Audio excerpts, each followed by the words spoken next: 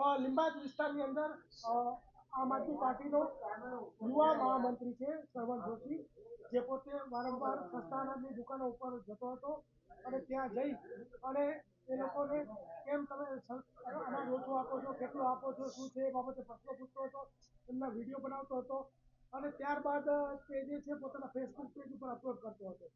આ સિલસિલો સતત ચાલુ હતો. એ દરમિયાનમાં સંપત ચૌધરીએ જે સસ્તા અને દુકાનોવાળાનો સંપર્ક કર્યો કે તમારે આ જે વિડીયો બનાવવાની પેલીમાંથી બચવું હોય તો તમારે દર મહિને 25,000 રૂપિયા આપવો પડશે એવું દુકાને જઈને કહેતો હતો. ત્યારબાદ આ લોકો એસોસિએશન વાળા તૈયાર થયા અને પછી નક્કી કર્યું ભાઈ એક સાથે એમ કે આપી દઈએ તમને પૈસા. કેટલા આપવાના? 3.5 લાખ રૂપિયા માંગ્યા.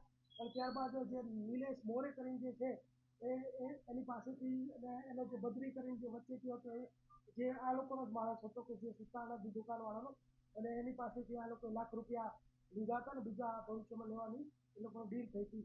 તો ત્યારબાદ સસ્તાનાની દુકાનમાં લીંબાયત પોલીસનો સંપર્ક કરતા 308(2) મુજબ ખંડણીની જે ફરિયાદ છે દાખલ કરવામાં આવી છે. શ્રવણ જોશી અને સંપત ચૌધરી એ બે વ્યક્તિની ધરપકડ કરવામાં આવી. શ્રવણ જોશી કોણ છે? હોદ્દો શું છે ત્યાંનો? શ્રવણ જોશી જે છે એ પોતે આમ તો કપડાનો વેપારી છે એવું એનું જણાવું છે, પરંતુ એ સાથે જ એ લીંબાયતનો આમ આદમી પાર્ટીનો યુવા મહામંત્રી.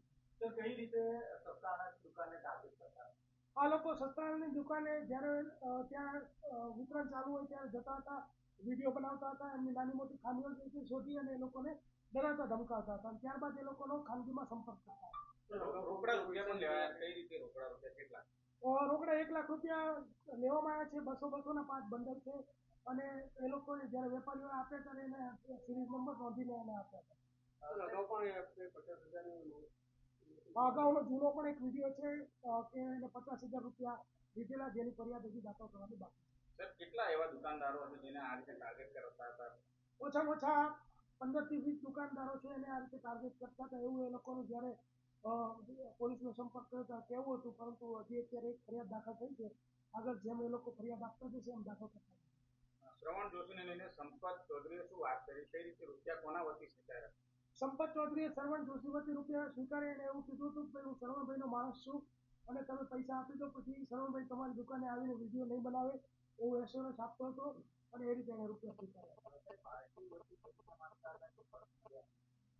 જે આપણી પાસે વિડીયો ધ્યાનમાં આવ્યો છે એમાં જે સંપત ચૌધરી એવું કહ્યું છે કે શ્રવણભાઈનો હું માણસ છું, શ્રવણભાઈને આ પૈસા આપવાના છે, પછી એમ કે કાર્યકર્તાઓને ચા પાણી નાસ્તો કરાવવા માટે પૈસા આપવાના છે અને એમ કે પીએસઆઈ અને પોલીસ અધિકારીઓ તો શ્રવણભાઈથી બધા તરત ઊભા થઈ જાય છે, આવી બધી ડીંગો હાંકતો હતો. જે સંપત છે વિડીયોમાં એવું કહે છે કે ચૂંટણી આવી રહી છે, ખૂબ ટાઈટ માહોલ છે, આપવું તો પડે, એ કઈ રીતના તપાસ કરવામાં આવશે? એટલે અત્યારે વિડીયોમાં આવા બધા જે એના સંવાદો છે એ થોડા ધ્યાનમાં આવે છે અને બીજી તપાસમાં ખુલશે તો એ દરમિયાનમાં જોવામાં આવશે.